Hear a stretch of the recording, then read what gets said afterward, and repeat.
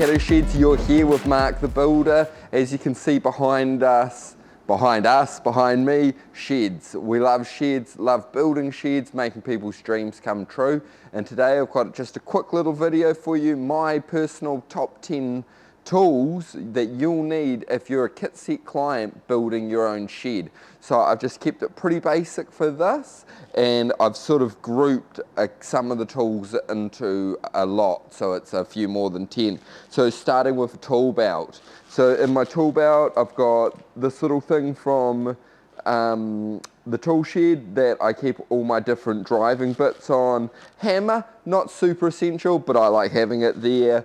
Pair of riveters for doing any riveting that you need to do, a little set of riveters. On this side I've got my square for squaring flashings, tape measure, a knife, a chisel, and then just Tech screws, rivets and things like that. So that's sort of one tool to me, the tool belt. I've always got those tools in there, so I've got all of that.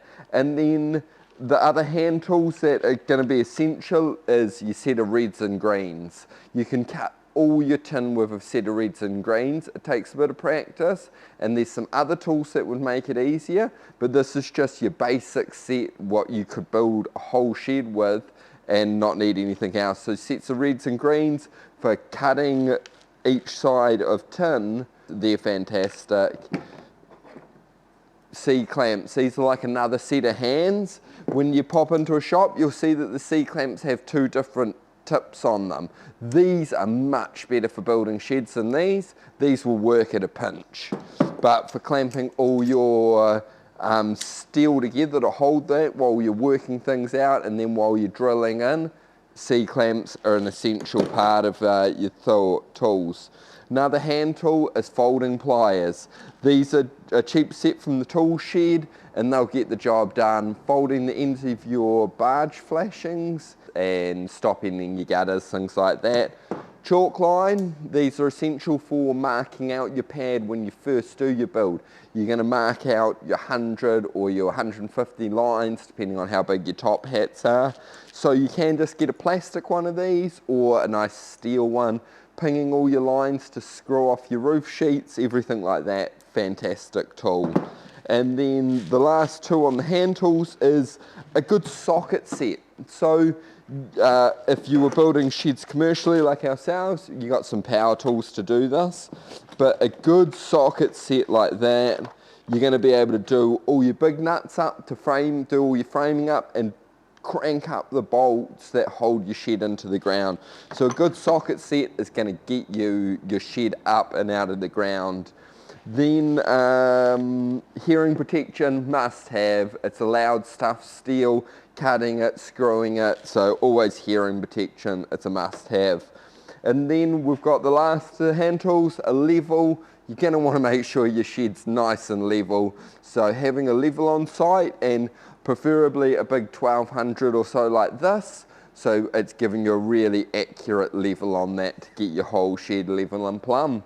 And then moving on to the power tools you'll need. So I've just picked out 4 power tools that I think are must have for building your shed. First, your impact driver, screwing on all your screws, screwing off all your sheets. That's a must have.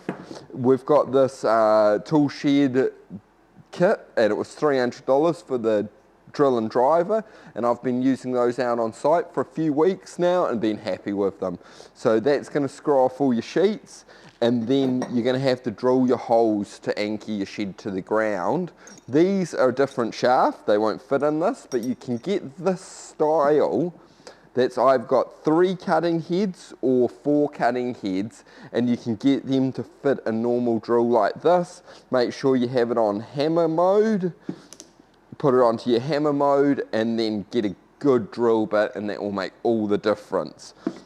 Once you've drilled them out, you're going to want a blower. This little Makita blower, fantastic little tool. This is a duck-nosed bill, which is good for blowing down low onto the ground. So a little trick I learned is if you buy this from the shop, you can buy it with this and then you can order one of these in. But if you buy it like this, you can't order this in. So buy it with one of these, great for blowing off your paths, blowing down your roof. So that's what you're going to use this for, blowing out concrete dust when you've drilled your holes, but also blowing down all your wall sheets and your roof sheets to get the fine metal swarf off that will rust if you don't blow it away. So really handy. And you know what they say, a clean site's a safe site, so that's what we want out there. And then last but not least, your angle grinder. I've taken the safety blade off this for cleaning purposes, but your angle grinder is mainly going to be for cutting your knee and your apex braces. You don't want to cut tin with one of these. It's not an approved method. It's not good for cutting tin. But for cutting your knee and apex braces, this is going to be an essential tool. So I think that's really it. So that's my top 10 basic tools that you could build a shed with. And then obviously if you're building lots of sheds, there's more and more. But this is what you could buy and get a shed done. So hope that helps. Leave a comment down below of what's your favourite tool that you have, or what's a tool you think I might have missed on this and should add to the list. If you've gotten a bit of information from this video and you've enjoyed yourself, make sure you give us a thumbs up, and we'll see you on the next video. Cheers.